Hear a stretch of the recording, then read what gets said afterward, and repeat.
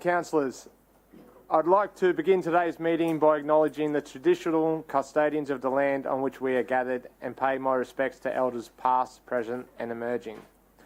Welcome to the City Infrastructure Committee meeting on the 25th of November. I declare this meeting open at 10:01. I would like to advise the attendees in the room that this meeting is being webcast and audio recorded. Where are we now? We're up here, yeah? Number 3. Councillor Bannon has submitted a leave of absence. He's currently on leave. Is there a mover for this motion? Councillor Stemp, sorry, has moved this motion. Is there a seconder? Councillor Hall. Councillor Hall has seconded. Do any councillors wish to speak to this motion? I'd just like to say big congratulations to Councillor Bannon's wife Linda on being 5 years cancer free. I think it's a great achievement and well done, and it's good to see them away celebrating. I now open the floor to vote. All those in favour, please raise your hand. That motion has been carried unanimously. Page 2. There is now a motion displayed on the screen to confirm the previous minutes. The minutes of the Infrastructure Committee held on the 29th of October 2024 be confirmed. Do I have a mover for the motion displayed on the screen? Councillor Lane has moved the motion. Do I have a seconder?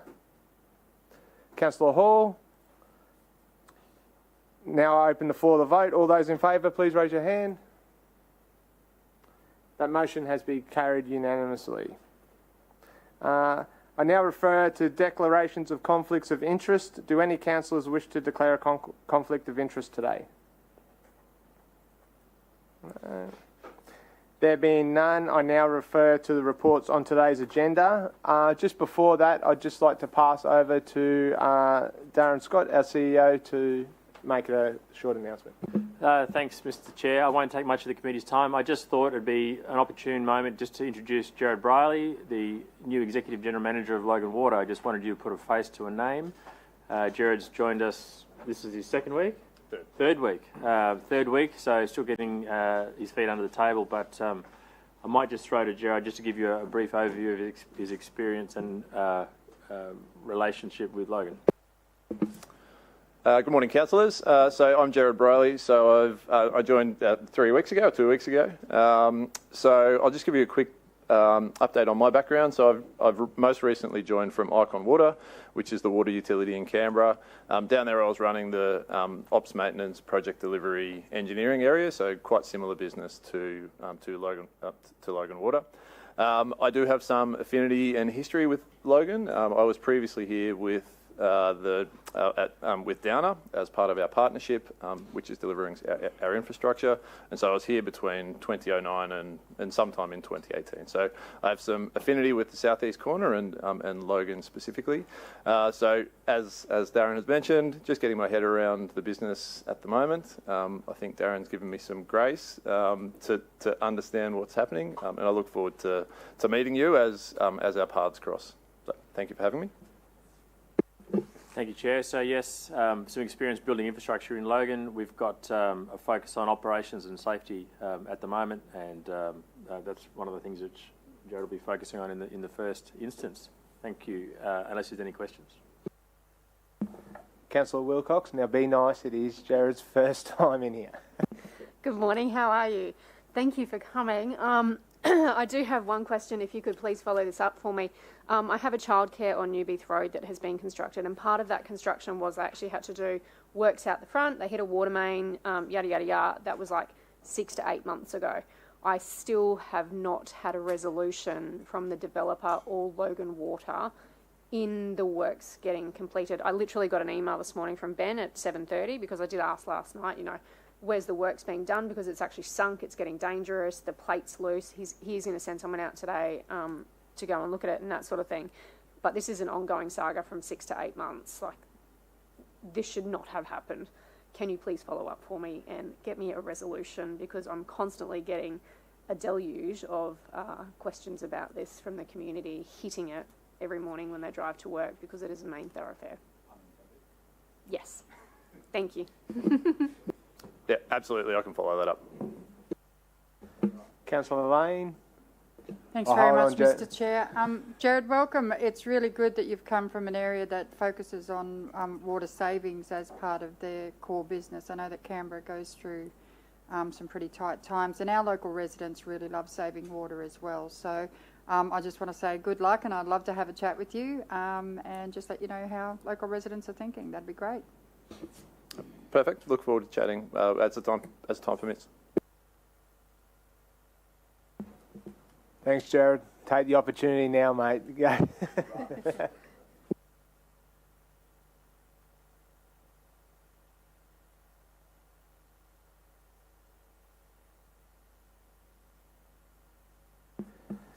So we now move to report 6.1, Capital Roadworks and Drainage Program Quarterly Report for September 2024, and Mr. Paul Wilson to speak to the report. Thanks, Paul. Thank you. Good morning, councillors. I won't go through too much detail. We went through a fairly comprehensive understanding with the project status of everything.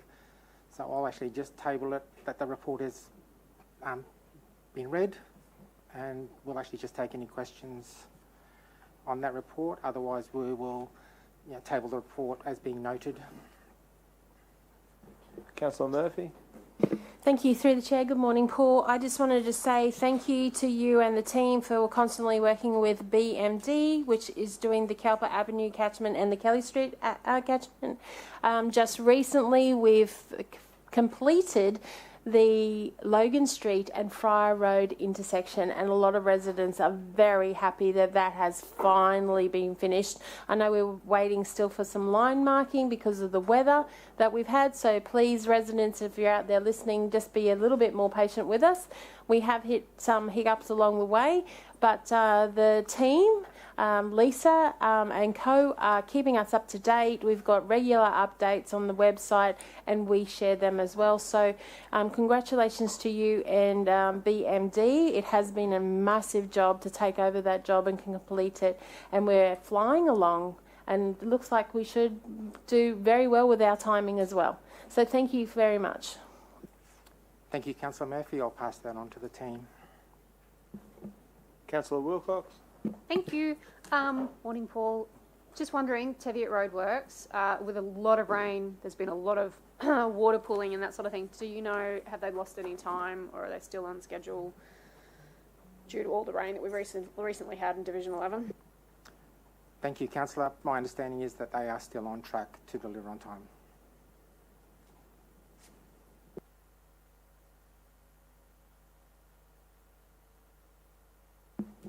No further questions? That the report titled Capital Roadworks and Drainage Program Quarterly Report July to September 2024 be noted. Moved by Councillor Murphy, seconded by Councillor Hall. All those in favour? That's been carried unanimously.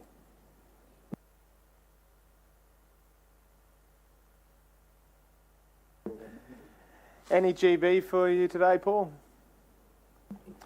None from me, thank you. Any from the councillors? No worries. Thanks, Paul. Appreciate you, mate. We move on to 6.2, the project update on natural open drains in drainage easements on private property. We've got program leader Mr. Kendall Bott and Steve Bell. Through you, Mr. Chair. And good morning, councillors. In 2022-23, Council approved a 2-year service enhancement for natural open drains in drainage easements on private property. This was a service enhancement that was specifically asked for by Council at the time, and so we're now coming back with a report in regards to the investigations that have occurred. For some clarity, in the context of this report, a natural open drain refers to a grassline swale, grass or earthline channel, or an overland flow path. Historically, Council has not performed maintenance or repair to natural open drains except where physical or built assets such as drainage pits and pipes, etc., have been constructed by Council as part of a capital works program. The intent of this report before you today is to determine whether Council should take on the future maintenance responsibility for natural open drains in private property, following the various site inspections, meetings held with affected property owners to gauge their feedback, collecting and analysing relevant asset condition data, and to allow a prioritised condition program to be formulated, inclusive of costings for you to consider today.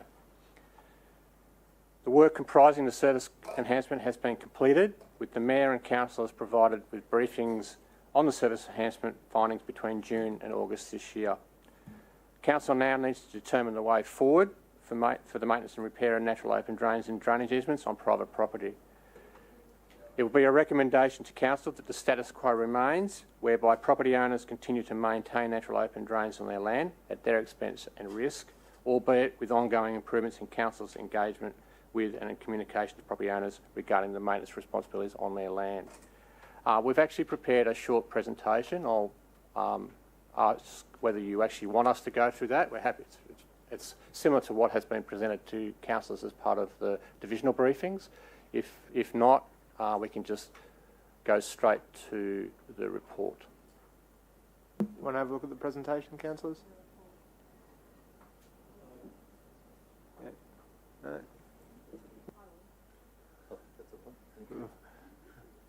Let's have a quick look at it. Okay. If that's, I'll take that as a yes. So I'll introduce Kendall Bott, who we engaged to actually undertake the work associated with the service enhancement. So he'll take you through the report. Good morning, councillors and the Mayor. The service enhancement on natural open drains in easements on private property.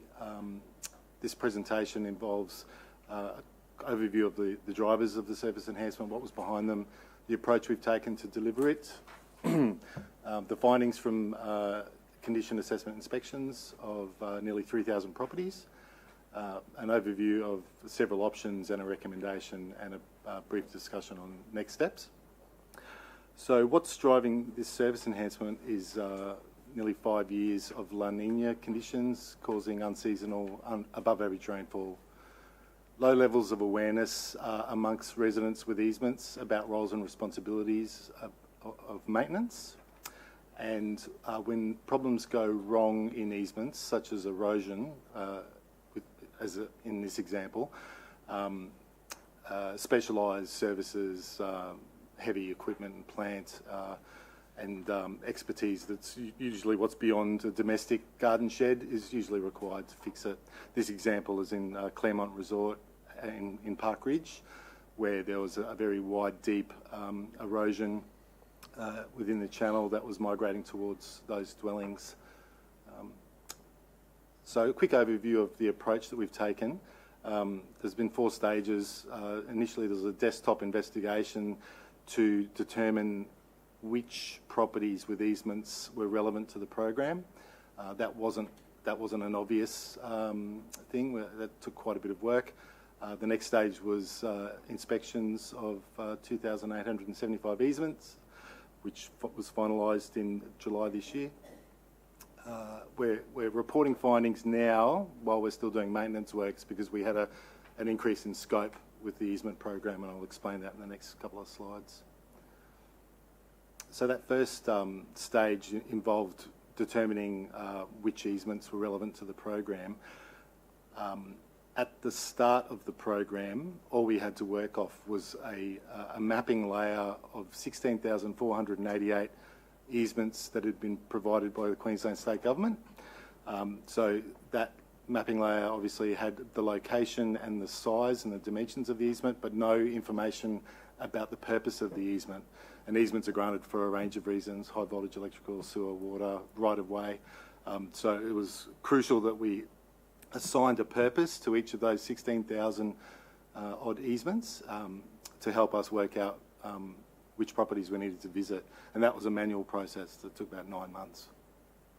At the start of the project, based on the limited data we had at the time, there was an assumption that the service enhancement involved about 1,100 properties, but after that desktop manual assignment of purpose to all these mapped easements, the scope increased to nearly 3 times that, 3,212 easements. Then into the inspection part of the program, there was a considerable amount of effort put into what we refer to in our team as outreach. And we use the word outreach because there was a reluctance, if not resistance, from residents to participate in this program. There's a range of reasons why. A lot of people were fearing that they were being scammed because council's never been involved in their easement on their property before. When they received their written invitation to participate in this, that they were worried about its legitimacy. And it was only through us calling them up and following up with repeated calls and leaving text messages on their phone and social media presence in the background. We had posts on Facebook about it and help from property owners that had already participated and they were reposting this. And it was only through those multiple points of verification that then people realise, oh, okay, this is a legitimate thing that I can participate in. Other people were busy and just didn't find that this was relevant. Other people were worried that they'd done something wrong in their easement or they hadn't done something that they were meant to do in their easement, and they were worried that the inspection was going to reveal that and that this was a punitive exercise. So in our contact with them, we put a lot of effort into explaining that this is a service council is providing and not a punitive exercise to sort of to penetrate that resistance. So as of the end of June this year, we visited 2,875 properties, which amounted to 90% of that original 3,200. So we're really pleased with that outcome, that we've got a representative data set for you to make decisions on here today. And this is the breakdown of those responses per division. So as you can see, most of the action is in Division 9 and 11, with a lesser amount in Division 4. And with those divisions where we have those large numbers of easements, it's pleasing to see we're above 90%. We reach 90% of the residents in those high volume divisions. When the inspectors are on site doing their evaluation, they're looking for things that might impede drainage through the easement. They're looking at risk to private approved structures and council infrastructure. They're recording feedback from the resident about impacts to their residential amenity, because essentially that's where this whole thing has come from, is those sort of complaints. They're noting where there's bushland connectivity, where the easement's providing bushland connectivity within the catchment, and they're recording where there's incidences of erosion. So the first batch of findings here are of relevance to the condition that we've found the easement in terms of a drainage flow path. So only 0.8%, 23 instances, were found to have problems with drainage. Only 0.1%, only 4 instances were found to present a risk to structures. 14%, 413 instances were found in an eroded state, and that's a problem, an ecological problem to downstream waterways when we lose sediment through erosion. And that's an example, the 2 examples of eroded easements. That sharp vertical appearance is quite common in areas of Logan where there's dispersive soils, where once you break through that hard upper crust, the underlying soil essentially dissolves in contact with water, and you end up with that pronounced vertical shape to the erosion. And 77% of inspected properties were found in a maintained state with mowed grass. So this bar chart, this is what we call a condition profile. It's asset management speak, but all that orange there in the left-hand bars refers to the network being in good shape in terms of risk to structures and drainage, with this grumbling problem about erosion and sediment affecting 15% of properties, and 23% of properties not being maintained, which I'll explain later in slides about residential amenity findings. So to put a value to those condition findings, we've looked at project types that would be appropriate to address those problems, and we've used unit rates to come up with indicative costings of works that would rectify those problems. So the project types for the problems that we've just discussed are removing sediment from channels and installing rock protection in eroded easements. So for the sediment removal, that involves 167 properties to the value of 1.2 million. And with rock protection to eroded channels, that involves 413 properties to the value of 10.5 million, totalling $11.8 million. Other findings were that we had a substantial amount of residents, 26%, reporting impacts to their residential amenity. And that breaks down to things like waterlogged easements, boggy areas and easements. So this is an example of an easement at Wood Hill where many weeks after rain, the easement's still boggy. This particular resident reported that he had to mow this part of his property in gumboots and a handheld line trimmer, and that's like a 180 metre long easement, and he reported that as being backbreaking work. Pests are a common problem with residential amenities, so where mowing is not easy to do, the grass gets long, rats move in, snakes follow the rats, and mosquitoes are often reported as a problem with a residential amenity. Appearance, that slide speaks for itself in terms of the appearance of an unmaintained easement. Rubbish and debris, particularly problematic where flow paths cross side fences, and that debris builds up and creates pressure against the fence and eventually causes those side fences to fail. The other category involves access from one side of the property to the other when the easement cuts access. So the image there on the right there is a property where they put in a bridge, but numerous properties reported that access problem where they for whatever reason, weren't motivated to install their own access, and so the other side of their property was essentially unmaintained, like the image there on the left-hand side. Wetland species colonising areas where turf used to be. This image is also of reeds and sedges that are more akin to a wetland than a backyard.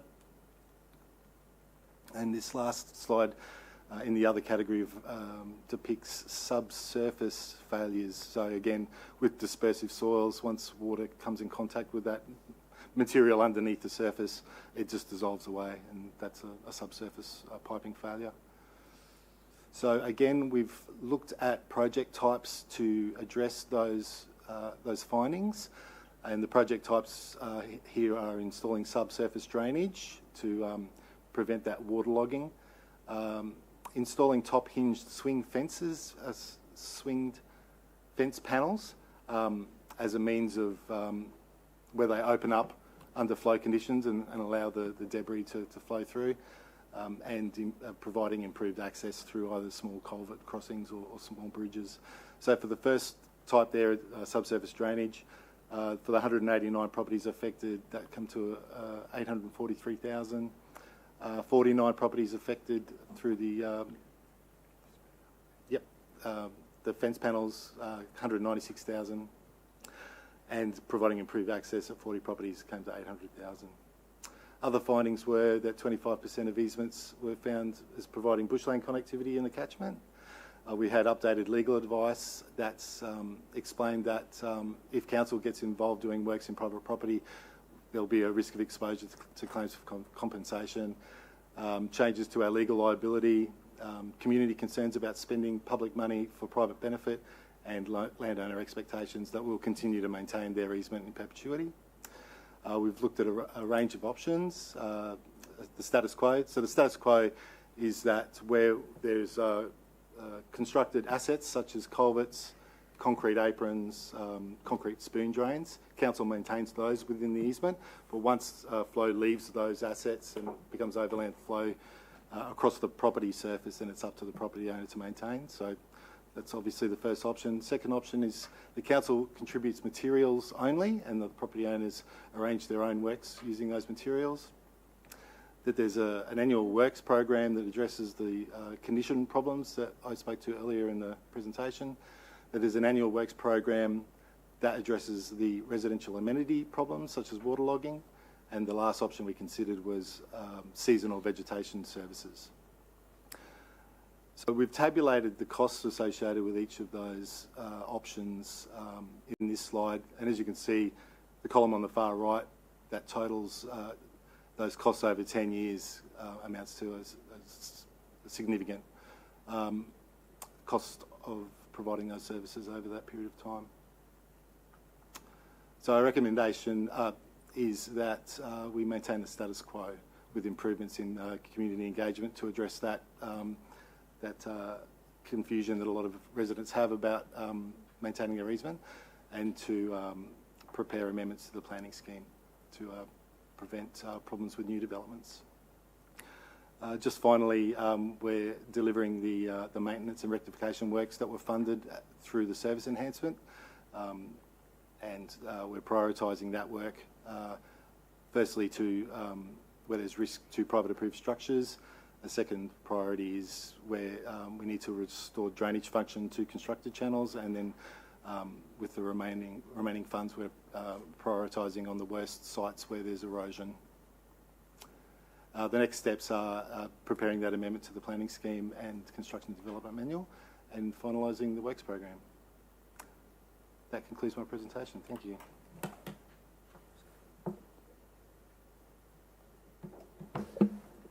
Thanks for that, Ken. Councillor Wilcox. Thank you so much for bringing this forward. And I know that I've asked quite a few questions on emails and that sort of thing. I don't like the fact that you're asking for the recommendation as option 1. You've known that the whole way along. I do like the thought of option 2, where we can provide some materials and to residents, and then they can get the works done. For me, as a councillor, that means there's buy-in from the residents, especially from those residents that have contacted myself, knowing that they have issues with drainage. And this is stormwater drainage overland flows that are coming off the roads, that are coming off the footpaths, because we don't have underground drains. Primarily in Division 11, a lot of the drainage cuts through people's yards. Are you able to flip back to one photo in the slide presentation for me? Can you put the slides back up? Sorry, I just want to... If you go back to the photo, I think you'll know the one that I want that cuts through a yard, because I'm pretty sure I know the yard. No, it's not a swale. It is a drainage.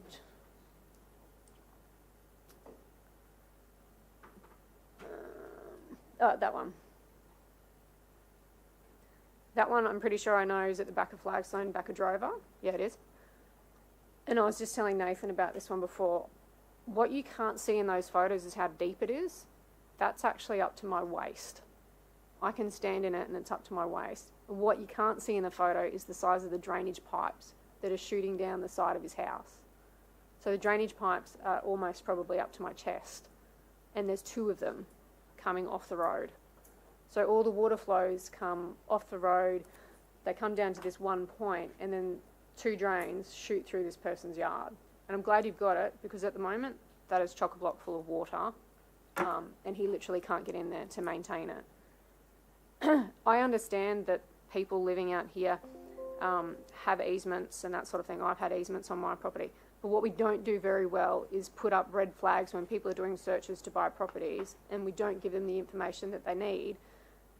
Hey, this is an easement, this is your responsibility. And I don't believe we do that very well at all. I think we need to work with homeowners. We need to identify the issues and the ones that have come to me for help, because this one here isn't flagged for any assistance at all. It's on here, but it's not flagged for assistance. It comes down the side of his shed, which I think is actually quite dangerous, and it has creeped closer and closer to his shed, and that sort of thing. I think if we were to change it to option 2, which I like, we can encourage property owners to contact us, or not contact us, but through this, because not every property owner contacted us. I think 29 out of the 67 properties on the list identifies contacted council. So you said that there was a lot of resistance from property owners, which I think is a good thing because they haven't identified that they have an issue with their drainage. They haven't identified that they need help or assistance. Yet I'm constantly bombarded by residents going, hey, we need help, and quite a few of the photos that are on here are actually out of Division 11 because I can actually identify the properties because I've stood there. Yes, people need to maintain their easements. I used to maintain mine when I had one. Luckily, I don't have one anymore. But there are some, like this, which are too hard. But this gentleman has always said to me, if council can provide the materials to him, he will get the works done himself. That, for me, provides a benefit and a win-win to the property owners that have identified this and to council, because then we're not entering properties. And you said in the report, it actually says that council is hesitant to complete works.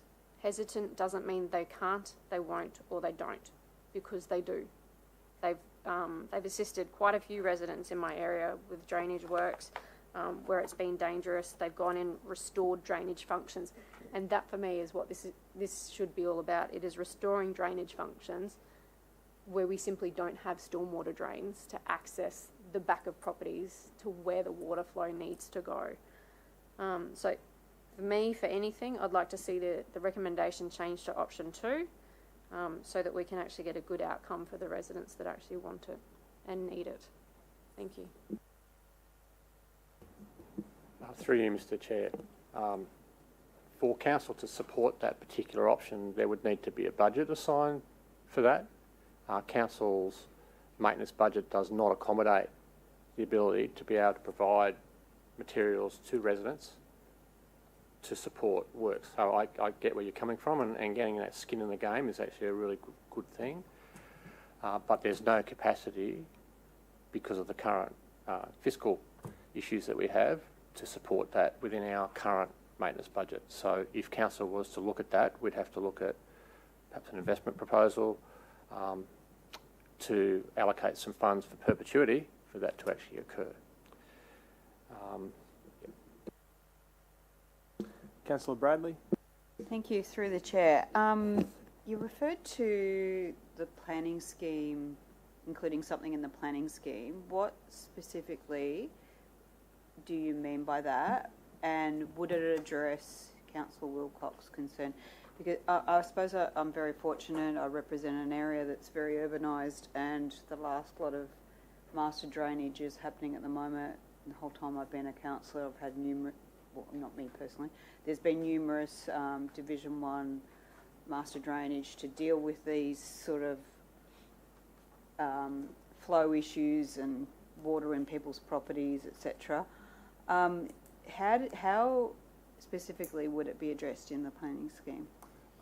That reference is to the a large number of the problems we've seen in the southern suburbs of Logan, resulting in subdivisions that are less than 5 years old.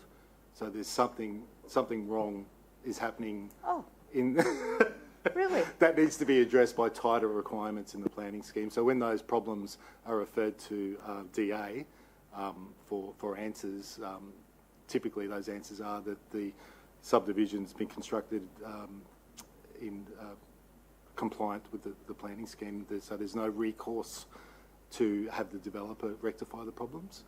And are they, sorry to keep asking a question, but I just want to get an understanding of this. Are they in the areas that are state government controlled areas? Not necessarily, No. through the chair, not necessarily. Okay. Councillor Lane.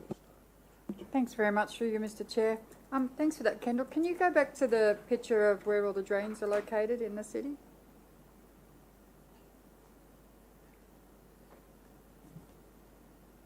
So a significant number in the built-up areas, and in my area there's still a lot of open drains in and around my suburbs.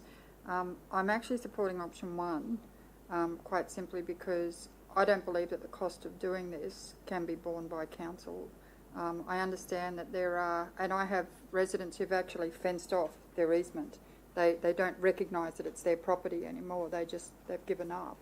But in the same vein, they don't want to see rate increases as a result of us trying to go in and provide services and maintenance of these open drains. So I will be supporting option 1 today.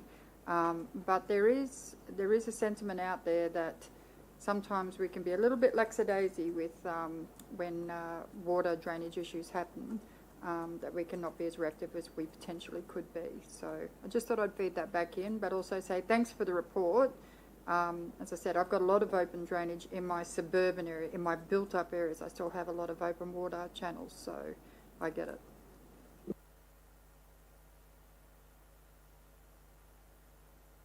Thank you, Councillor Lane. Councillor Hall?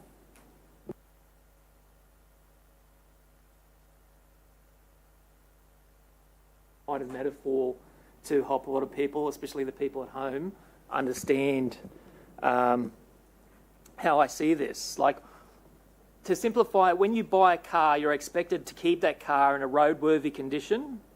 The Transport Department doesn't provide you with the tools to make that happen, but it does have a role in making sure that you follow the compliance and provides information of what you need to do to make sure you're following that compliance. It does that for the safety of the people that own the vehicle and for the safety of the people that are around the vehicle. Buying a property or owning a property is much the same way as owning a vehicle. You need to make sure that your vehicle is set to a roadworthy condition, and you need to make sure it's safe for everyone around you, and you've got to follow the regulations. Now, those regulators can't afford to send tools to every single car owner to make sure that their car is at a standard that is fit for the road. The same way, councils can't afford to send tools or send people to fix every single property that has an easement. It's just not possible. It's setting a precedent that if there's something about an easement that a resident doesn't like, they can snap their fingers and council come down and fix it and landscaping it, and we open ourselves up as a council to liabilities if we don't fix it to the way that they would like as well. So you have to understand it's just like the same way as someone's own personal car. If the regulator came in and started changing everything on the car to make it safe, it's the way they see fit, people would be very upset because it would no longer look the way the car that they wanted it. It would now look like the car that the regulator wanted it to look. So I think we need to be very careful when we're opening ourselves up to, as regulators, to actually doing the work ourselves. The responsibility of this should be on the owner of the property. Not every owner of a property in Logan actually lives in Logan. Some of them live off-site, but we still have to make sure that those properties are compliant, their easements are compliant. My family I've got about 4 generations living in Logan. Each generation that has owned a property has been aware of its requirements in terms of easements. We've had many properties with easements, and we've always known that the responsibility of that easement for maintenance is on us. It was on the family that owned the property. So in the same way, I don't believe regulators should be fixing individuals' cars. I don't believe that we as a council and a regulator should be fixing every single property in Logan in terms of their easements. This is something that comes down to the owner of the property.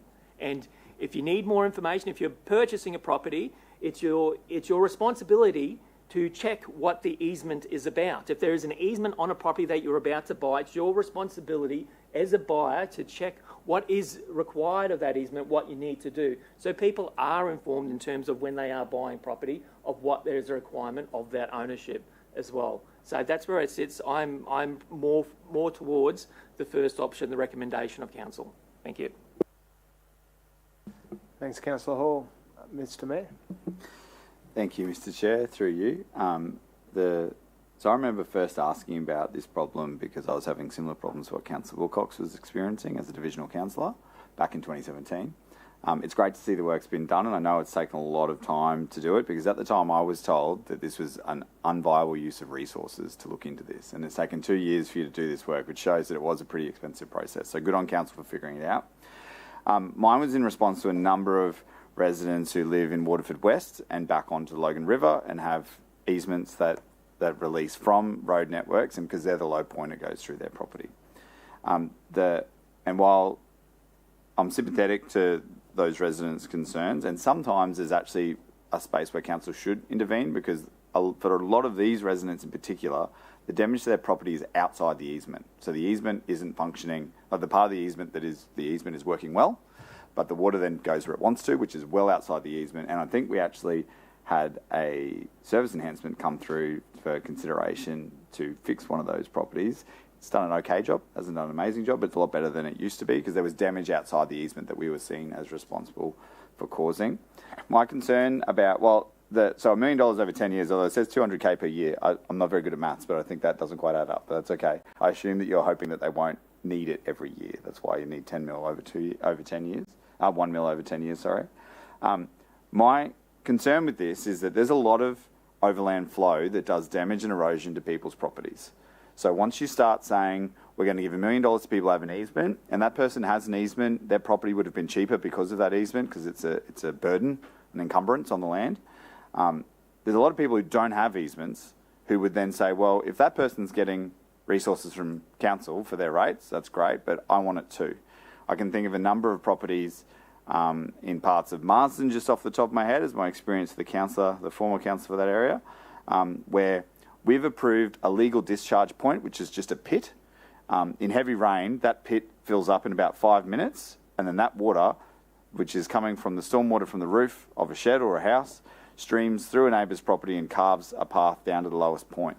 There's no easement on that. They haven't received a discount on the value of their land, which then also translates into a lower unimproved land value, which means they pay a smaller portion of rate. So they're getting no benefit for that detriment that's on their property. If I was those residents, I would be saying, hey, if you're giving money or resources to repair that, then I want it too. And then we would need a lot more than that, because overland flow is a huge issue in all councils, not just in Logan. So I think that it's a good idea, but there's lots of potential consequences for who else would want to apply for this funding.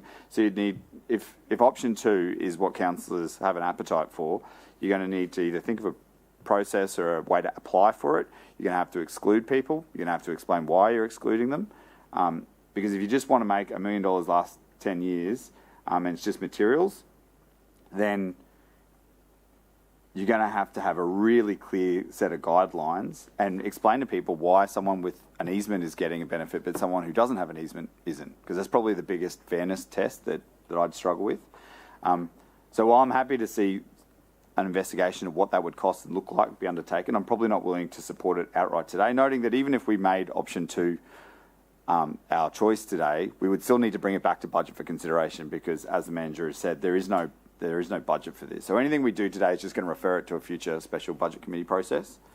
I wouldn't mind understanding how much it could impact if we were doing overland flow. I imagine it'd be millions of dollars.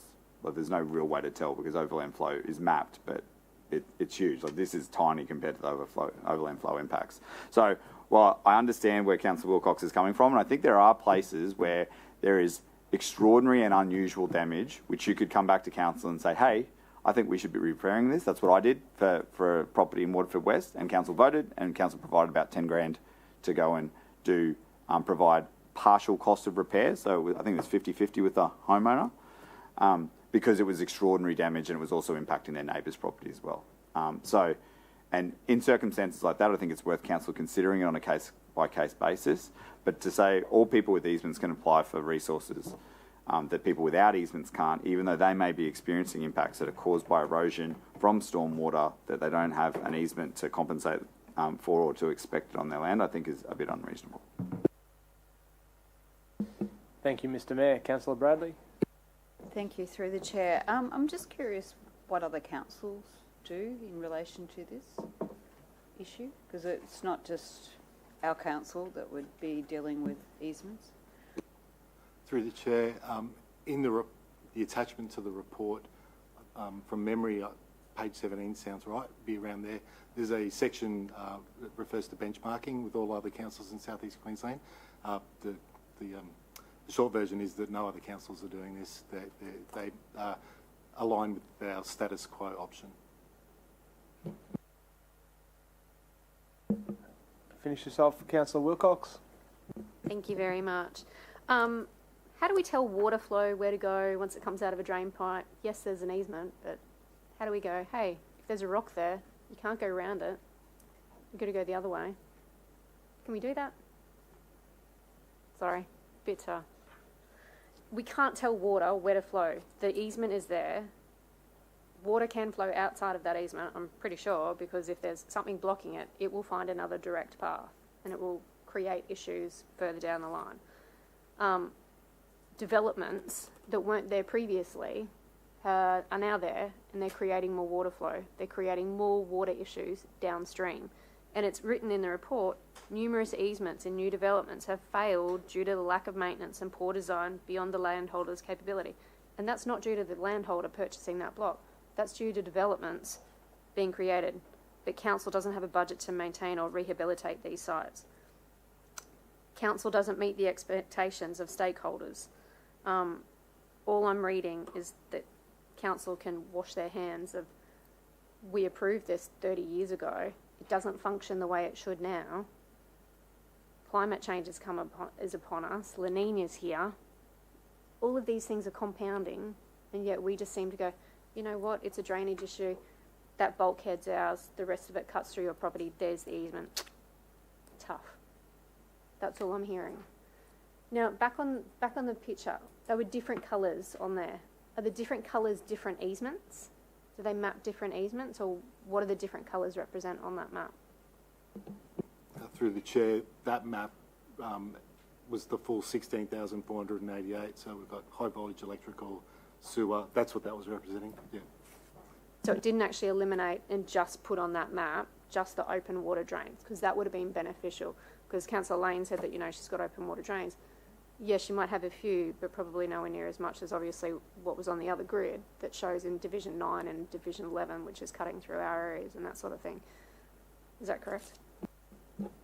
Through the chair, no, we didn't provide a map, but there was a bar chart that was broke down the number of easements per division. That was the purpose of that one. But yeah, you're correct. We didn't provide the map.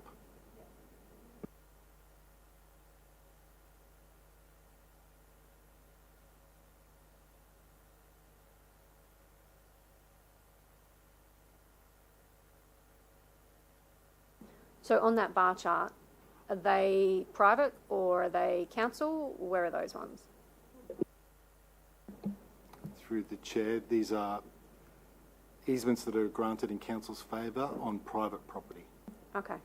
So Councillor Lane has 52 versus, I can't even read that in Division 11, 682, 983 in Division 9.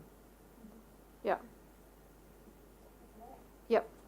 It's a lot for residential, but when you look in the comparison, I don't have a lot of footpaths, I don't have a lot of curb and channel and everything else. Yep, Division 11 and Division 9 are constantly, yep, we'll support it in the other divisions. What I'm disappointed to hear is that the councillors won't support this in the rural areas, and they're the ones that keep copping the blunt or the brunt of all the water and all the new developments out there, yet we can't seem to maintain our own water flow. Fair enough, no other council's done this, but aren't we supposed to be a proud city, an active and a bold city? Why don't we actually do something and be an active and bold city and be proud of where we live and actually help the residents that have lived under Beaudesert Council, under Scenic, and now under Logan City Council, and actually step in where we probably should have quite a long time ago. It is. And most of the residents that I've spoken to have said, you know, if you guys provide us the resources, we'll engage the works. Maybe we open up, create a grants program similar to Land for Wildlife.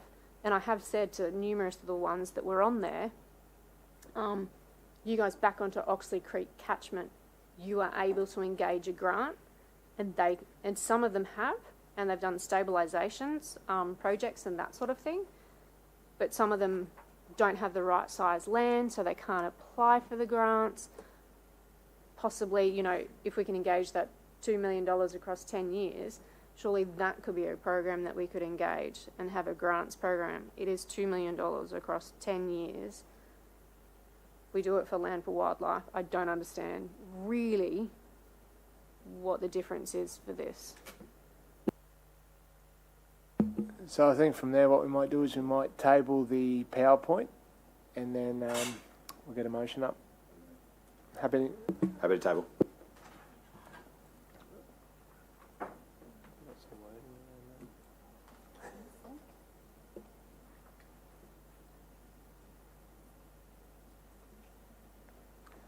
that the PowerPoint presentation is presented to the meeting in relation to item 6.2 of City Infrastructure meeting held on the 26th of November 2024 be tabled. Do we need a mover for that? Have I got a mover for that? Mayor Raven? And a seconder? No. So that's been moved? Excellent. Can we get a vote on that, please? All those in favour? It's been carried unanimously.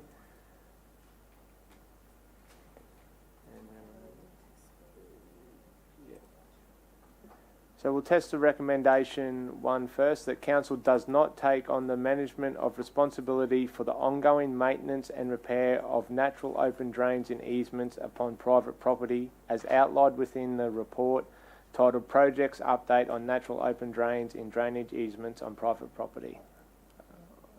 All those in favour? Can I get a mover? Councillor Hall, seconder Councillor Lane. All those in favour? That's been carried with the exception of Councillor Wilcox. Against. Thank you, Ken. That's been carried. Thank you, Ken. Thank you, Steve. Any general business? No? Councillor Bradley? Thank you. I think the manager will know what I'm going to raise here. Litter. And I'm just curious if there is like a regular cycle that goes around picking up litter, because I seem to be reporting litter in the same places, and I shouldn't have to do that if there's a regular cycle. Is there a regular pattern? Through you, Mr. Chair. So for the benefit of all councillors, we do actually have a regular cycle. So we have both day labour crews and also a contractor which is engaged to go around and collect litter and illegal dumping from the roadsides. So that happens daily. So they do it on a cyclical basis. So it's not going to happen every day in your area, but it will actually happen quite frequently. So yes, we do have a regular service. Just because I'm reporting this all the time, and it is in the centre of Springwood, which is a business area, it would be nice to see that clean. Through you, Mr. Chair. Obviously, council needs to be cognisant of the fact that we provide services, and that to increase that is an increased level of service, which obviously impacts the budget. So I get those issues, but certainly we've got to be cognisant of the budget as well and make sure that we provide a service which we can actually afford. So to increase that would obviously be a significant impact to our operating budget. Sorry, if I may continue, I'm a bit lost. I asked how often and is it on a regular cycle, but I shouldn't have to report it all the time. Like it's... Through you, Mr. Chair, we have day labour crews, we have 3 of, and contractors that are out in the job sites, out in the streets every single day of the week, cleaning up rubbish. But it's not uncommon for them to go onto a street, clean up that street, and then rubbish appears shortly thereafter. So I guess my response to you is that as much as it can be reported, we can go out there and clean it up. It's not uncommon for rubbish to reappear after we've already been in that area. So certainly when you report it, we will endeavour to have a crew to go out and clean it up as best we can, but we're also cognisant of the service level and budgetary impacts as well. Sorry, I really don't feel my question has been answered. Is Springwood on a regular cycle, yes or no? Springwood is on a regular cycle, as is every other division. Thanks, Mr. Bell. I think too it's from a division that's a lot less underdeveloped than Springwood. I do notice as soon as a new fast food restaurant goes in, there seems to be a lot more litter and things like that. So it's an ongoing problem. I appreciate the team's work with that. Councillor Lane. Thanks very much, Mr. Chair. Stephen, about 2 years ago, you sent out a flyer and it had the difference in the potholes. So you had crocodile cracking, you had potholes, you had a range of different things. Can I get that sheet again, please, just so I can share it with residents? Because some residents believe that potholes are potholes when they're not potholes, they're crocodile cracking, and I want them to know the difference. Through you, Mr. Chair, I'm surprised you can remember that, Councillor Lane. It's actually, of all presentations that I've done in my life, talking about potholes, and it actually resonates. So I'll distribute that to all the councillors. Yep. Crocodile Cracks, what a name. I'll have a copy of that too, please. Councillor Russell. Thank you very much, Chair. This is actually follow up on what Councillor Bradley was just asking about. If councillors report litter, does that then impact the regular litter cleaning? Is there a point in councillors reporting, and then is it like if we complain the most, we'll get more litter cleaned up? Through you, Mr. Chair. That's not true. So there's two aspects to this. One is litter, and one is illegal dumping. So it depends what it's classified. If it's illegal dumping, generally we have another branch of council that will go out and do the inspection to see if they can determine the ownership of whoever put that waste on the verge or in the park, or wherever it might be. Once that's been determined, if they can't determine it, we then get engaged to go and clean it up. So that's the illegal dumping side of things. If it's just normal litter, depending on the severity of it, sometimes we can get crews there straight away.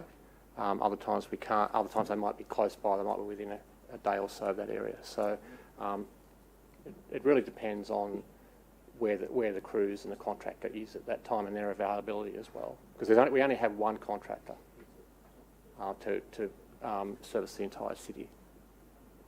Thank you. And then following on from that, is it at all possible to get a document that gives us an idea of sort of when it's expected that they're coming around to our area?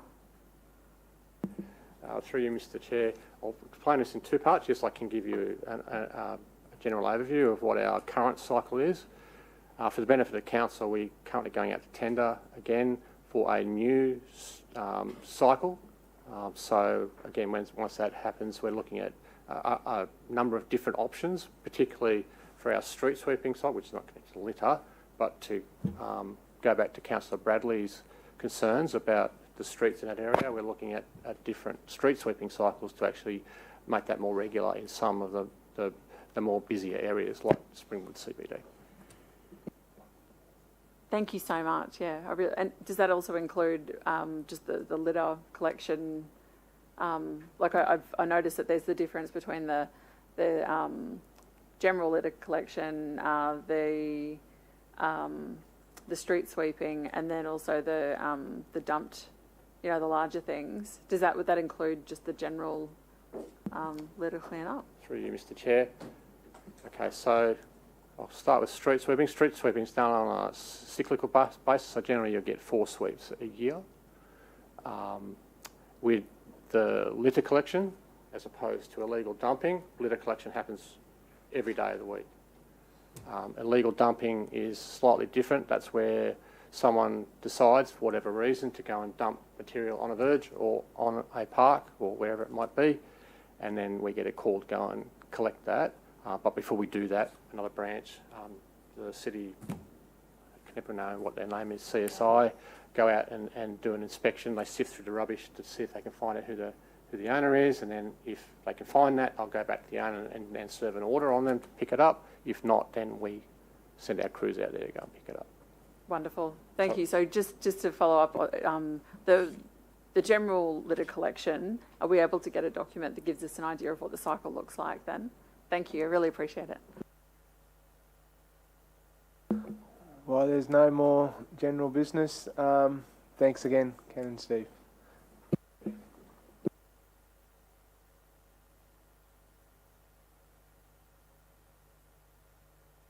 So we now move on to item 6.3, the update to the Statement of Intent for Footpath Rehabilitation 24, 25 and beyond. And we've got Planning Manager, Ms Megan Gould.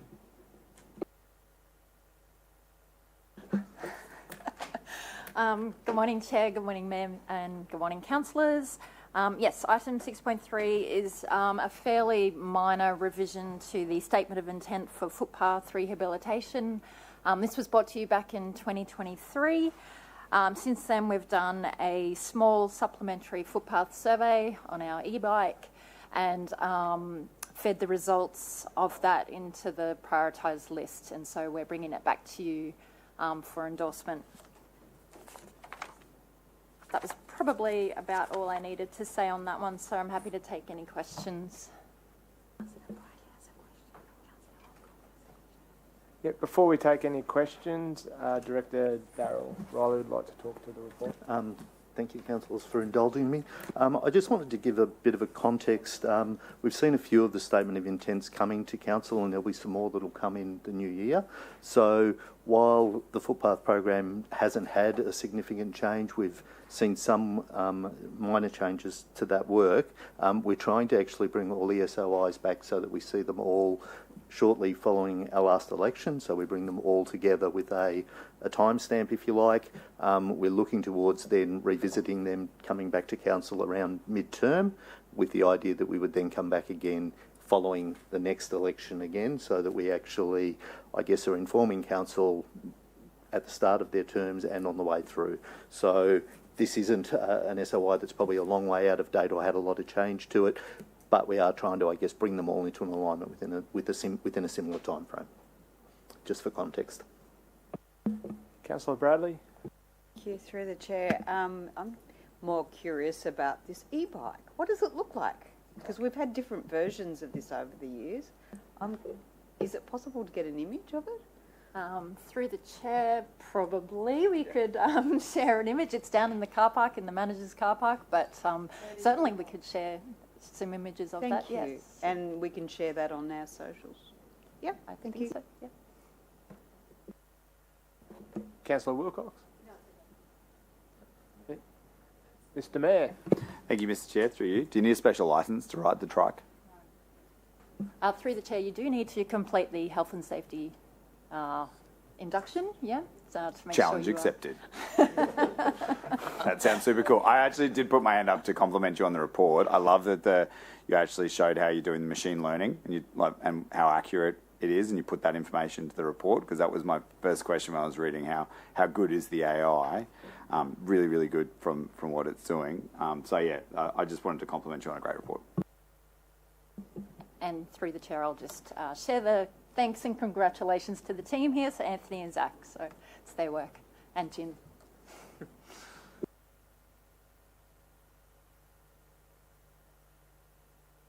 So can we have a mover for the recommendation, Mr Mayor, and a seconder, Councillor Murphy? Just leave it up there for a minute for everyone to have a read. All those in favour? That's been carried unanimously, besides Councillor Wilcox. I will abstain with a reason, please. This report is worth 1.3 million of footpath works in 1 year in 24-25 budget. The footpath SOI has very little benefit to Division 1. In fact, there's only 2 footpath segments on this, equating to 0.02 of the list. No offence, in Divisions 1, 2 and 3 there are 290 footpath segments listed, as opposed to 6.2 drainage report, which had more benefit to Division 11 in the rural areas versus Division 1, 2 and 3. Thank you. With that, we'll move on to item 6.4. Is that right? Yeah. Oh, is there any... No, these guys are staying. Suckers for punishment. So item 6.4, declared road connection to Flagstone Priority Development Area Regional Centre. This is a public report, and we've got some additional attachments to table. But we'll do that after. I was just making sure everyone knew. And I'll pass over to Megan. Thank you, Chair. The additional attachments will just help explain the report, so we'll put them up as required. Essentially, we were asked to investigate the options available for requesting a state government declared road connection between the regional centres of the Flagstone PDA and Springfield. The Flagstone PDA was declared in 2010 with no state-controlled road connecting to it. The report explains some important context to some of the information provided, which is the sub-regional infrastructure agreement that has since been put in place. And that was an agreement between the state government, developers and council to contribute towards new and upgraded roads that support the PDA. And Teviot Road and Goodna Road are included in the SHREA, as well as some other local roads, Crossan Lane, Stony Camp Road and Cusack Lane. Typically, if council was to request to the state a conversion from a local controlled road to a state controlled road, generally an exchange would be looked for, where we would take on control of a currently state controlled road. But in this instance, given that there is no suitable state controlled road in the area, or that the PDA was declared without a state controlled road, it seems appropriate to simply request to the state that Teviot and Goodna Road are converted without an exchange. So the report presents two options, and this is where it may be helpful to show the maps, if that's possible.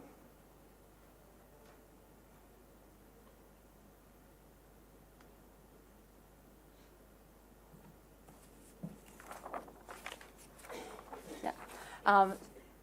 Sorry, it is a little bit hard to see, I can appreciate, but that would be wonderful. Thank you, Director.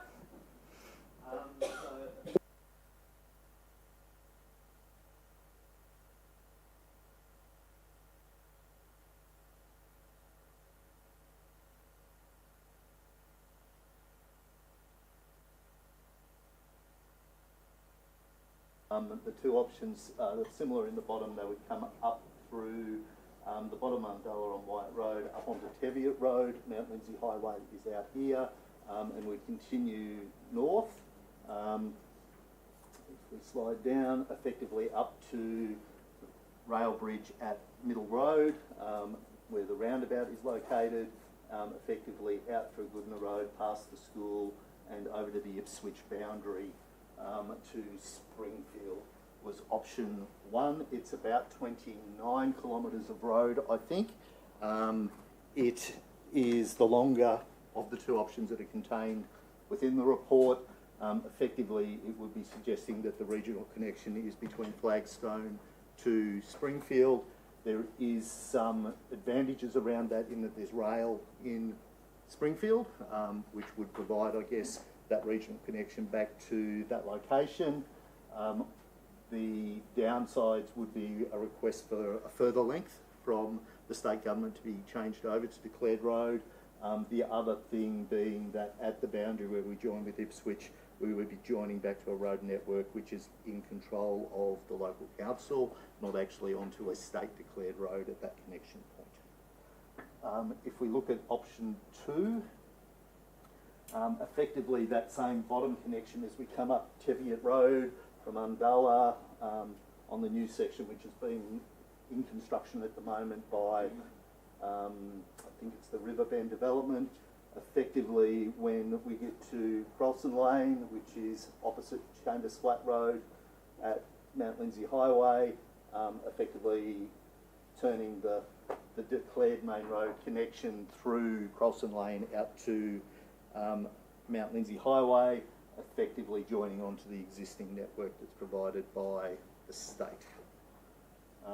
They were really the two viable options. There were other connections which would have pushed out to Mount Lindsay Highway as well.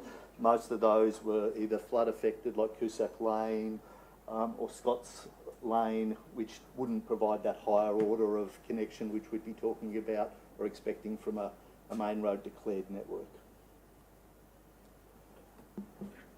Thank you, Darryl.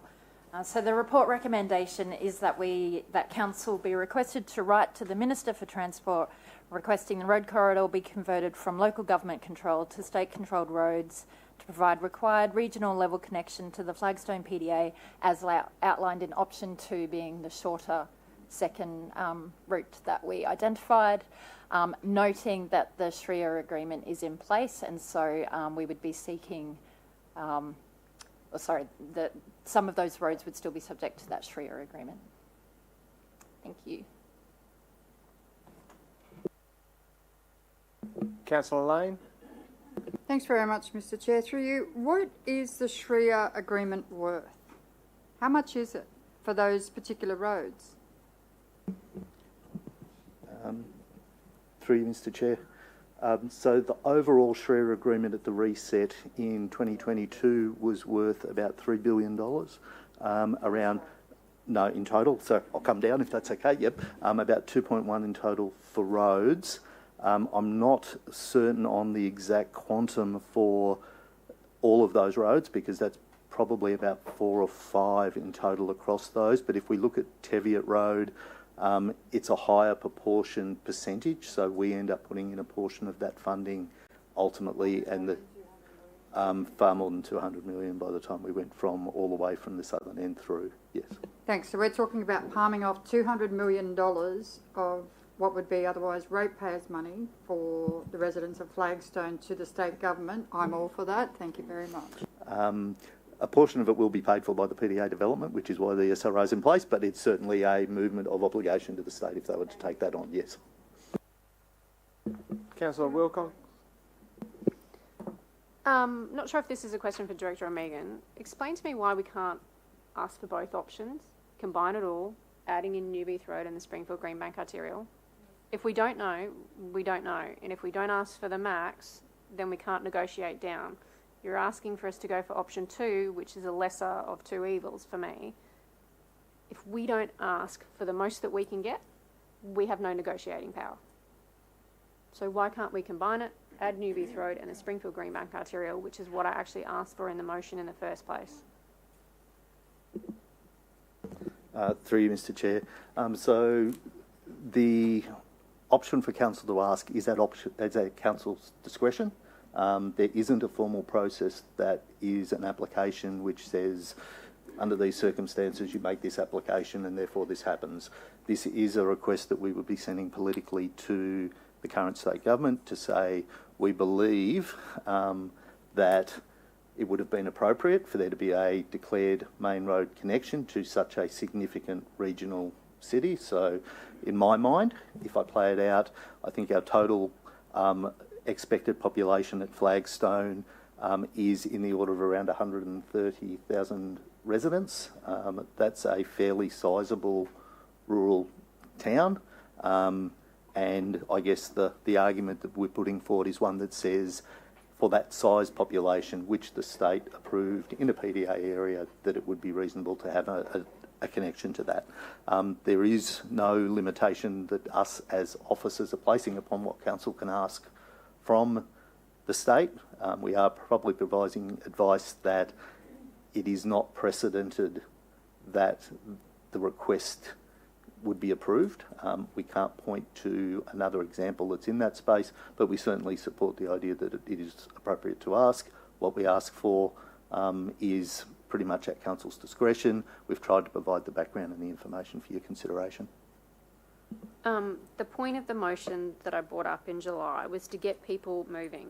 There is no self-containment within the Flagstone PDA currently. I know they want it, but it's not coming for 20 years, let's be honest. The people that are moving there now have to leave the area to get to work and to get to school. So it is all about getting the roads to access where the employment zones are outside of the PDA. A lot of the people in Flagstone, some of them, yes, do use Wyatt Road, but they don't. There's a very minuscule amount that will use Wyatt Road. Surely we have other priorities on the people movement, getting them in and out to get access to roads, and I totally get wanting access to Crowson Lane, but for me it is primarily Teviot Road, Middle Road, Goodna, Old Greenbank, onto the SGA leading into Ipswich, where it has had $50 million worth of funding injected into the Springfield Greenbank Arterial, and it's called the Springfield Greenbank Arterial in Springfield, but it stops short of my border because they have a hospital, they have the Brighton Homes Arena, they have the rail, they have the park and ride, so people are literally driving out of my area now to get over to there to catch a train to get into the city with 50-cent fares, so that they can access their employment. The road improvement in and out of the PDA has thousands of movements, and they are all leaving Flagstone to get to work. There are people in this room, other than myself, that live in that Flagstone PDA, and they have to leave the PDA to get to work, and they get stuck in traffic just like myself. I would like to see either option 1 put back up with additions to it. I don't quite understand why Wyatt Road is on there. When you read it, the intersection of Teviot Road to the west over the rail corridor to Monarch Glen, that's being constructed now by the developer. So I'm not quite sure. So unless you can explain to me why it's on there, because it won't need dual laning for another probably 30 years, because that's like a 40-year development in there.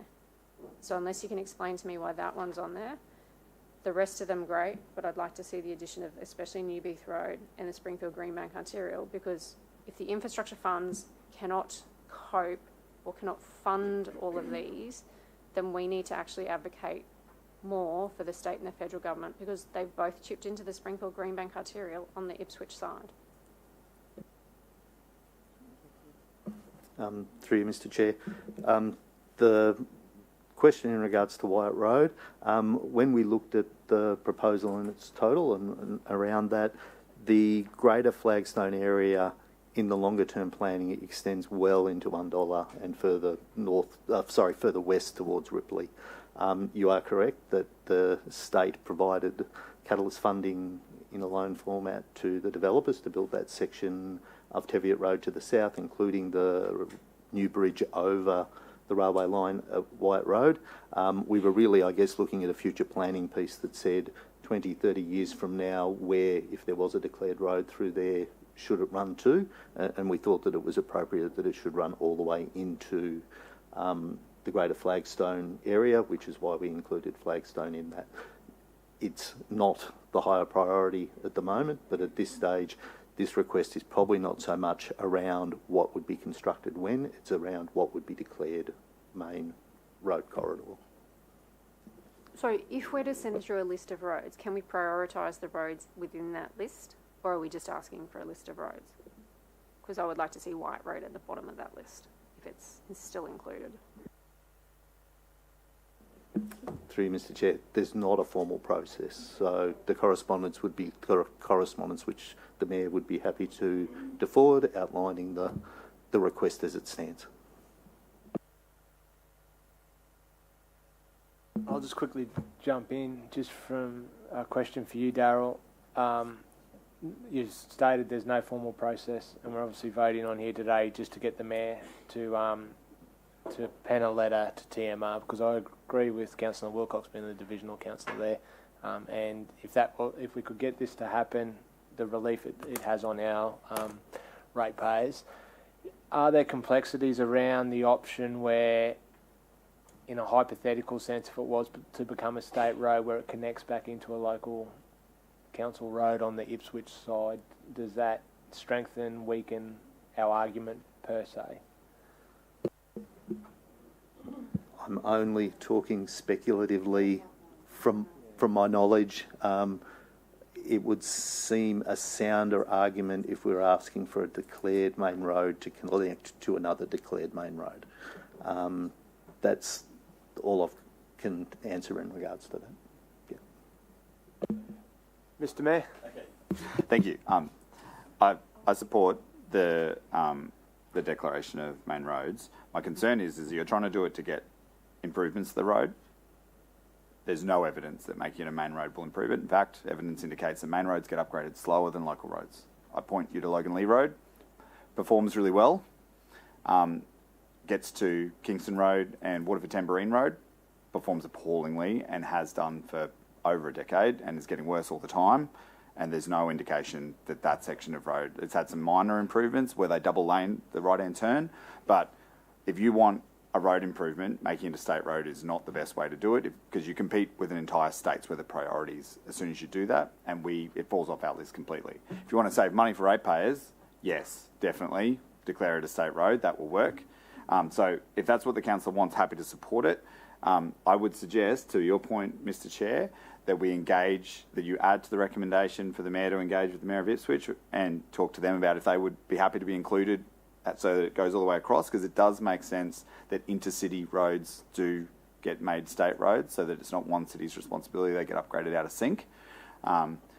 it also eliminates the argument about whose road is it to upgrade and at what point do you do which bit. So, and I'm happy to talk to Mayor Harding about that. I'm sure she would also be happy to have the costs of maintenance and renewal taken off her list, and anything that reduces the number of assets that we maintain is a good thing for our bottom line. So I'm supportive of asking the question, happy to do more than write a letter, happy to go and actually advocate strongly to the new Transport Minister and have a chat to them about the benefits long term and the logic long term of it being a state road. But if the goal is upgrade, state declaration is not the best way to achieve that. Advocacy through the federal election would be a great way to do it. And again, chuck it on the list, happy to do that. Add that to the recommendation so we can do that at the same time, because it'll take some time for them to declare it even if they do agree. So let's try and find money to upgrade the assets sooner, if that's the goal, to move people out of Flagstone to work into Springfield. Thank you, Mr. Mayor. Councillor Bradley. Thank you, through the chair. I've got two questions, if I may. Firstly, because it's a political letter as opposed to council officers letter, does it actually have to say which option? Just give me permission, sorry.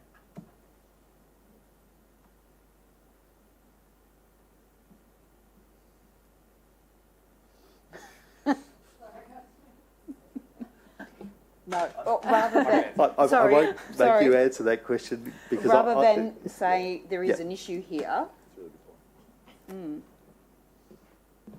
I think that's with council or the committee to put forward a recommendation that they're happy with.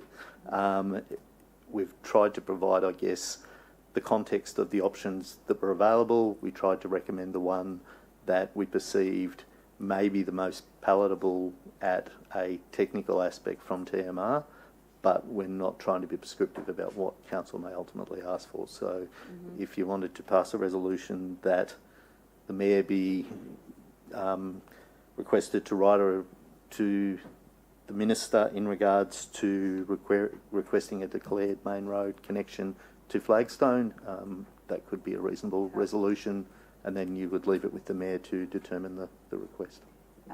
That probably would be my preference, because I think it is logical that you go from city to city, and I think strategically most people would think that too.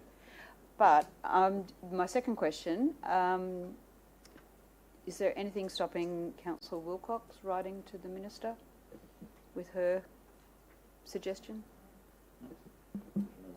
Through the chair, I'll just hazard a guess that just probably by coming from the mayor, it just carries a bit more weight and represents council's views as a whole. Okay, so Councillor Wilcox can write to the Minister as well. If I can, Mr. Chair, there's certainly no issue with writing. The one that might become more difficult later, which is why it's better to have all of council commitment behind it, is at some point council will need to make a decision to enter into an arrangement with TMR around what that transfer is. They may well come back to us with a counter offer, I suspect, around potential swap and change. So the more united we are in regards to what we request is probably going to be to our benefit rather than having differential requests on the table at the same time. Councillor Hall. I was reading this in my bed last night and I got a little bit excited, just thinking about, with this, the potential to actually do it for Logan Lee Road, which is, as far as I know, probably the most expensive road in Logan's history, which would be amazing to get off the books. But then I was thinking in another way, in that if we do send this request to Main Roads and it is accepted by them, do we one day run the risk of Main Roads putting a toll on one of these roads that they take into their hands, so that, this connection point that we need, could state one day potentially put a toll on there and basically say, well, now, the residents have to pay it. We've enhanced the road, but now the people going through has to pay for it. Is that risk there? Through you, Mr. Chair. The declared state road is in the entire control of the state. They can manage the road as they see fit if it is a declared main road. So the same as we see in with other major connections such as the Logan Motorway, they have made decisions around that. I could not speculate what they may choose to do on their network in the future. Thank you. No further questions. Councillor Fraser. Thank you, Mr. Chair. So Middle Road going through my division does get quite congested and that, but like the Mayor said, that probably wouldn't mean that it'll get upgraded, I guess, to ease that congestion. But why was Middle Road omitted from the recommendation? Would it usually fit the description of what you'd want to be a state road, or is it just not suitable? Through you, Mr. Chair. There are numerous roads across the city which have significantly high traffic volumes on them. Logan Lee Road probably being our highest volume trafficked road. We don't have a ready process to be able to suggest just because of the volume of traffic that's on a road that we can actually have that transferred to a declared main road status. The argument that I've put forward in the report, well, it's been put forward in the report by the manager, is around it being a regional centre which was created by the state without a connection to a declared main road network. So it has a unique circumstance that we're trying to suggest makes it unique, and that we believe the state would therefore have an obligation in regards to that. That's the context. It doesn't play out for the rest of the network. To that extent, when we looked at the potential connections between Mount Lindesay Highway back to the corridor we were proposing, Crolson Lane was the better option. It takes the volume of traffic which is currently being generated in the Flagstone PDA area and pushes it to Mount Lindesay Highway as quickly as possible. If we were to not do Crolson Lane and say suggest that connection was up through Middle Road, we would bring that volume of traffic up through that area of the city, which would have some detrimental impacts to the existing volume of traffic there, but also not be trying to request the state to do the heavy lifting in regards to the trunk network. The sooner we can move vehicles from our local network onto their arterial network, the better. The way I can see it at the moment is people are using Middle Road as a de facto second Mount Lindesay Highway because it is rather congested, particularly around Green Road and Frederick Street. So that has caused a lot of grief, I guess. But like you said, it won't. Or like the Mayor said, it won't increase the probability that the road will be actually upgraded sooner than what we could do it. So that makes sense, I guess. Unfortunately, so what you've recommended, I suppose, is the better out of all the options, but it hurts, I guess, because I know Middle Road twice a day for about 3 hours, the traffic just stinks. So thanks. Thanks, Councillor Fraser. Welcome back, Councillor Jeremiah. Thank you. My thoughts on this is that I think it could backfire. There's an inherent assumption that transferring the road authority from council to state might result in a road upgrade, but there's no funding source from the state identified. In addition, there's what I see is some contractual issues. So there's the SRIA, and under that contract, council has a responsibility to upgrade roads using revenue that they collect. If the road authority is transferred from council to state, council will no longer be able to achieve their contractual obligations, which might lead to a breach of that contract, which puts council in another position of having to renegotiate a different situation, while states the road authority with no funding source. So I think that the better approach is we want to see these roads upgraded. We need help from other levels of government. Put that in a letter, meet with the local ministers on a state and federal level. don't close down the idea to converting the road control. Rather, keep your eyes focused on the goal, which is upgrading the road, and be open to all sort of creative solutions. One solution could be receiving a discounted loan from Treasury. Another solution could be getting some income that state or federal collects because of the benefit of flagstone, and using that to supplement the income coming in from the development. So I think the goal is upgrading the road, and we shouldn't limit the solution until we do a bit more homework on it, especially with the contractual risk. Thank you. Councillor Wilcox. Thank you very much for the second shot. Happy to add advocacy through the Mayor of Ipswich. I'm sure she would be more than willing, and so would the local councillors that border me, to get the advocacy up and running, especially when we're leading into a $50 million road upgrade in the Springfield Greenbank Arterial, which was, I think TIDS chipped in $12 million, the Feds kicked in $3 million, and then $28 million from council on the Springfield Greenbank Arterial in different scenarios. I'm pretty sure there'd probably be even more funding because there's been 3 different stages there. I'm open to all scenarios, like Councillor Heremiah said. Whatever can actually get the best bang for buck and get the outcome desired to get dual lanes on some of these roads into and out of a state-declared PDA area to get the residents moving would be fantastic. I think the bigger the list, the more that we can negotiate, and then we don't get wedged into just certain roads. Wyatt Road, as I said, is way down the list because it is 30 to 40 years out, needing that. What is needed now is Teviot Road, Newbeath Road especially, to get constructed. The Springfield Greenbank Arterial is now all, like, literally you are locked in traffic from 3 p.m. onwards in bumper-to-bumper traffic just to get from literally the border to Greenbank State School. And it is just getting worse. I literally pulled the data on the ECQ rolls from 2020 to 2024. Division 11 went up by 4,000 residents. The only other division that was higher than me was Councillor Heremiah's area. This is where the growth is, and yet we still have very limited and very little infrastructure to support the growth.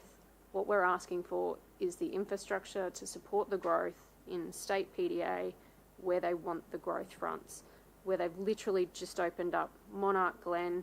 They will be selling blocks by 2026 with still no infrastructure to get them in and out because Newbeath Road still isn't constructed. Pacific International are completing roads, the Teviot extension. It will get across to them. They will be selling blocks probably at the same time as well. So it is an enormous ask. I realise that, but I think why limit ourselves to option 1 or option 2? I would combine them both, add Newbeath Road, add Springfield Greenbank Arterial back onto the list, add advocacy through Mayor Harding, through Ipswich, so that we can actually advocate for funding from state and federal, because it's simply not coming to get the roads opened up to get into the area. Thank you, Councillor Wilcox. We'll get Mayor Raven to wrap it up. I'll wrap you up. So I'd recommend a deferral to Ordinary Council so we can work that all out, because this current report doesn't achieve what you want at all. What you want is upgrades. This report won't achieve that at all. Even if they gave it all to us tomorrow, you won't get an upgrade out of it. So we've got to work, but your goal is to essentially advocate for upgrades, and if that means making it state declared, all the better.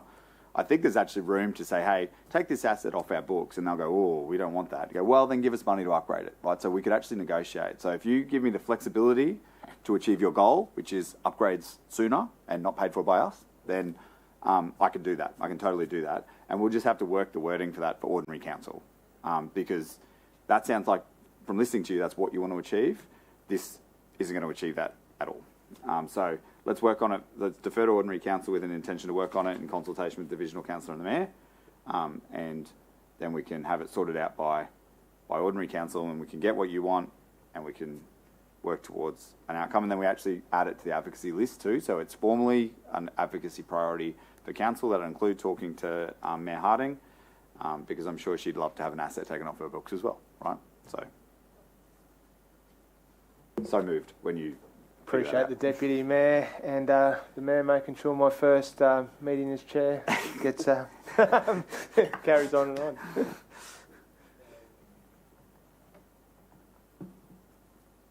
So we just need to table the additional attachments. The additional attachments as presented to the meeting in relation to item 6.4 of the City Infrastructure Committee meeting held on the 26th of November 2024 be tabled. Can I? Yep. Moved by Councillor Murphy. Do we need a seconder? Don't need a seconder. All vote. All those in favour? It's been carried unanimously, noting that Councillor Russell and Councillor Bradley aren't in the room. And are we going to defer it? Yeah. So you're going to move that? What's the... So I need can I have a mover for the matter be deferred to ordinary council meeting to be held on the 4th of December 2024 for further consideration. Councillor Mayor Raven to move that, second by Councillor Hall. All those in favour? Carry unanimously by everyone in the room. Once again, Councillor Bradley and Councillor Russell are not present.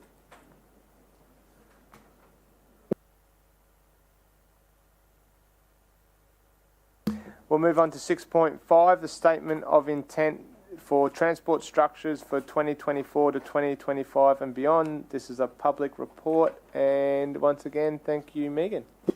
Thank you. So, yes, the purpose of this report is to seek endorsement of an updated statement of intent for transport structures.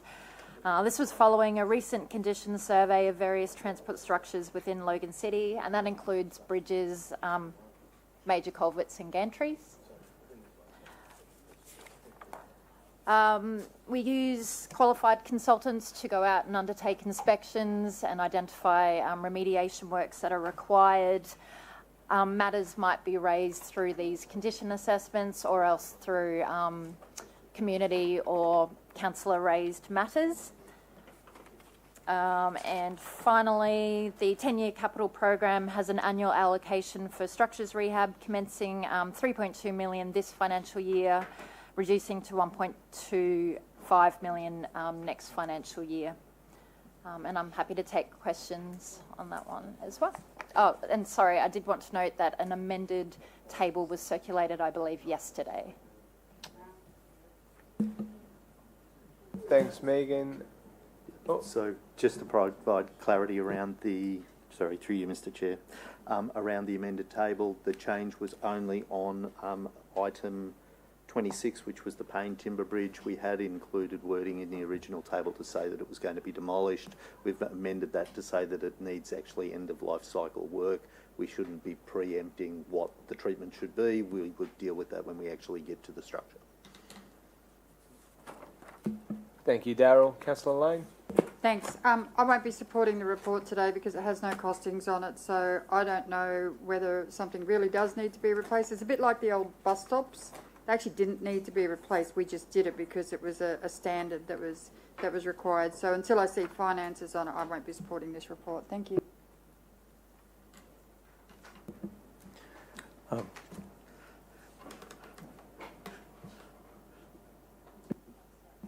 I'll let Anthony Southern, Program Leader, just respond to how we investigate each item that's on the list.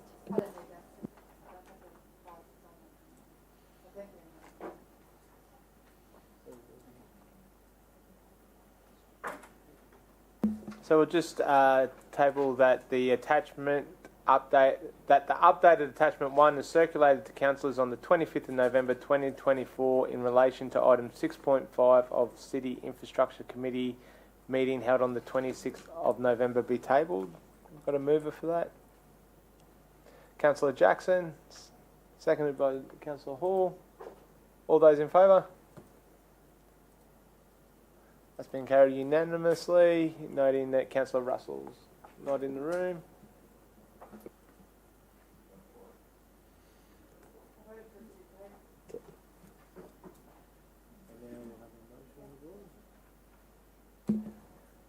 We now have a motion on the board. Give everyone a second to read it. If I can get a mover when Can we're I ready. just ask a quick question? You certainly can. Thank you. Sorry, this might be a question for you guys up the back. Page three of the report, it says financial and resource implications, the 10-year capital program commencing with 3.2 million in 24 and 1.2 million 25-26. Is that for all of the projects in the amended to get done, or is this just part of them? Through the chair, so that's just the budget allowance that we have, and then as each project is investigated in terms of what it specifically needs, we can lay out what works can be achieved that particular year. Do we have a mover for the motion on the board? Councillor Jackson. Table, we have Mr. Mayor. Have we got a seconder? Mr. Mayor, all those in favour? That has been carried with the omission of Councillor Lane. Against. Thank you, Mr. Chair. Councillor Jeremiah. Abstain, lack of detail. Thank you, councillors. Is there any general business for? Oh, we got one more. 6.6. That's the confidential one. Oh, here we go. Here we go. Okay. So we test if we need to go into confidential. Yeah. Yep. So we now move to item 6.6. This is a confidential report on the infrastructure agreement at Logandale Boulevard, Cornubia. I note that item 6.6 is a confidential report. A proposed resolution to move this matter is displayed on the screen. Do any councillors wish to move into a closed session for this item? No, that being no. So where are we? Please be advised that the meeting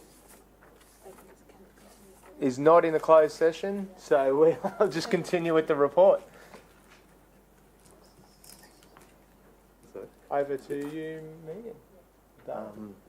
It's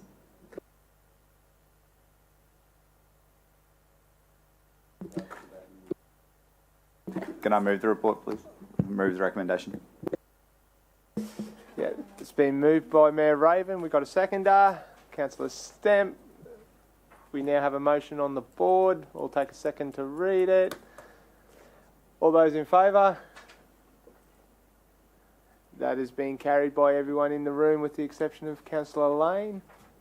Abstain. Thank you, Mr. Chair. Would you like to give a reason? Now, any general business for Megan Gould? Have you got any for us, Megan? No, thank you. No worries. Thank you very much. Is that us? Okay.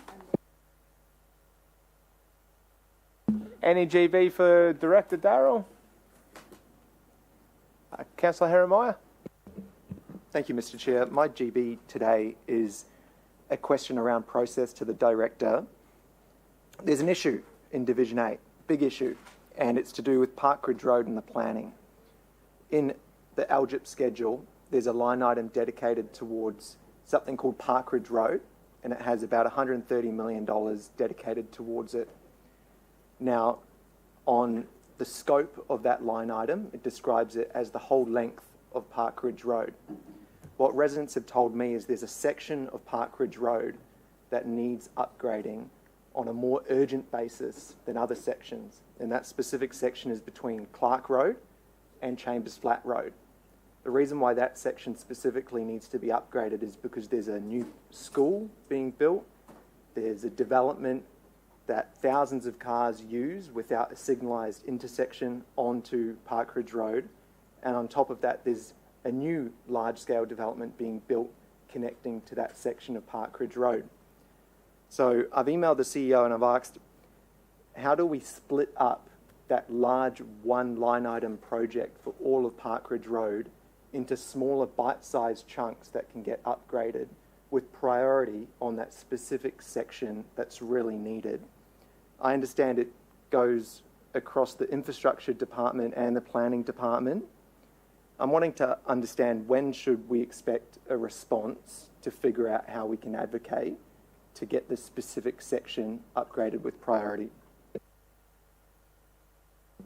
Through you, Mr Chair. Thank you, Councillor Haramiah. I am aware of the request. It has come through just recently, and we've started having a look at that. We will provide a detailed response in regards to where that sits within our capital program and the priority around that. So it will take us a couple of weeks to actually work through that, and we can come back and provide you some advice around that.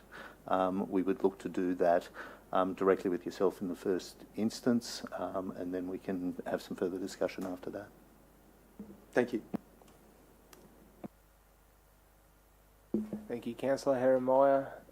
You got any general business for us, Mr Riley? No, I don't. That being said, that concludes the agenda for today. I declare that the City Infrastructure meeting on the 26th of November 2024 concluded at 11:47. Thank you.